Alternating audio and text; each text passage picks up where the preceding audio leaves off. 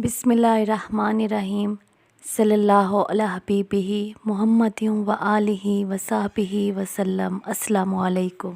आपने अक्सर वीडियोस में सुना होगा कि ये जो कहते हैं कि दुरूद शरीफ को मोहब्बत के साथ, लगन के साथ और जितना हो सके जस्तजू के साथ पढ़ें, उस दुरूद पाक के फ़ायदे ही फ़ायदे हैं। जो दुरूद पाक आप पढ़ रहे होते हैं, कसरत के साथ लगे होते हैं और आपकी तवज्जो ना हो तो वो दुरूद पाक कबूल तो होता है, दुरूद पाक हर हालत में कबूल होता है, लेकिन उस दुरूद पाक के इतने फ़वाइद नहीं हैं जितने फ़वाइद दुरूद पाक को जितनी मोहब्बत के साथ पढ़ने से मिलते हैं। दुरूद पाक मोहब्बत से पढ़ना किस तरह होता है और बग़ैर मोहब्बत से पढ़ना किस तरह होता है। अपने अल्लाह से सबको मोहब्बत है, सब मुसलमानों को मोहब्बत है, उसकी सारी कायनात से मोहब्बत है, उसके सारे दीन से मोहब्बत है। हम जो ज़िक्र करते हैं मोहब्बत से करते हैं, लेकिन एक बात ख्याल रखें, वो दुरूद शरीफ मोहब्बत भरा होता है जिसमें हमारा कोई मकसद ना हो।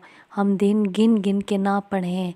दुरूद शरीफ पढ़ना जो हम पढ़ते हैं ये हज़रत मोहम्मद सल्लल्लाहु अलैहि वसल्लम का हक़ है जो हम उन पर दुरूद व सलाम भेजते हैं।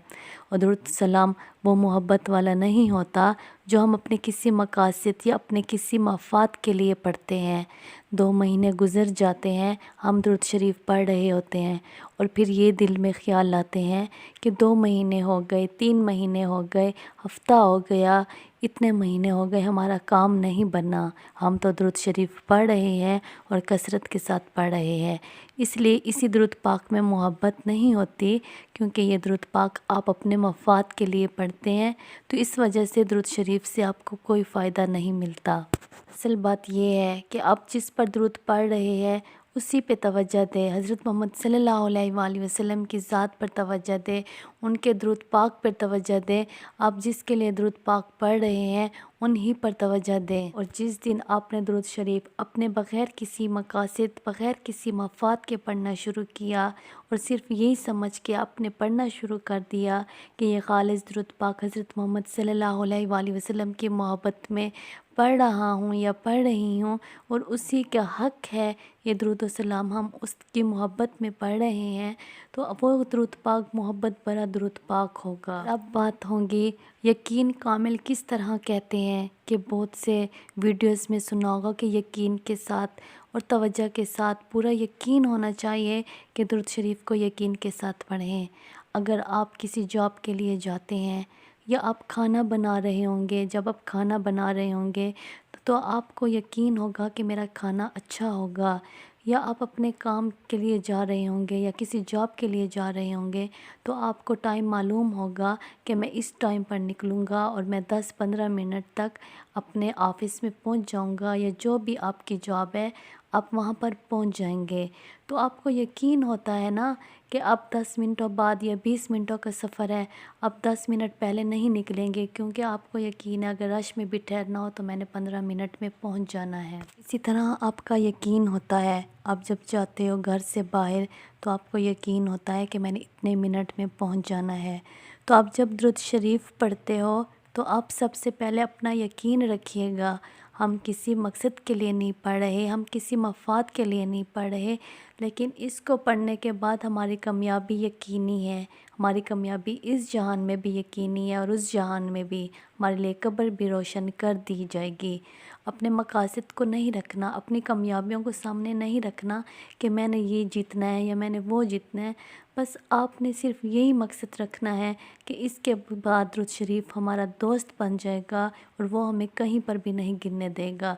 आपने सिर्फ यही ख्याल रखना है, बाकी आपने कुछ भी अपने मकासद के लिए दुरूद पाक नहीं पढ़ना, ना ही अपने किसी मफ़ाद के लिए पढ़ना है। बस यकीन होना चाहिए, बल्कि इसके बाद हमारी मंज़िल बड़ी ख़ूबसूरत है। और ये मकसद ना रखना कि हम दुरूद शरीफ पढ़ रहे हैं बस हमें अच्छी मंज़िल मिल जाए, हमें कामयाबियाँ मिल जाएं। आपने बस यकीन रखना है। इंसान का इस दुनिया में सबसे जो ख़ूबसूरत रिश्ता है, वफ़ादार रिश्ता है, खालिस रिश्ता है, वो इस इंसान का माँ बाप है। माँ बाप अपनी औलाद को कभी भी नहीं गिरने देती, उसको कभी भी ज़वाल की तरफ नहीं जाने देती। माँ बाप कहते हैं कि दुनिया जहान की खुशियाँ हमारी औलाद के पास हो। औलाद जब चलती है तो वो रिलैक्स होके चलती है, अगर हम गिर भी जाएंगे तो हमारे माँ बाप हमें اٹھا لیں گے، ہمارے سامنے سہارا بن جائیں گے۔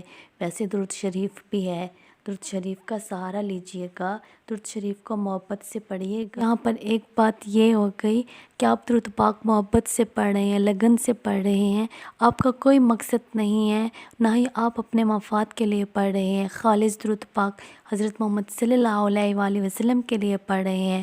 اور دوسری بات جب یہ ہوگی کہ آپ خالص یقین کے ساتھ پڑھ رہے ہیں، یقین کامل کے ساتھ پڑھ رہے ہیں، تو پھر بس یہ درود پاک ہی درود پاک ہوگا جو آپ کو کامیابیوں کی پہلی سیڑھی پر ہی آپ کا چلنا سٹارٹ ہو جائے گا انشاءاللہ۔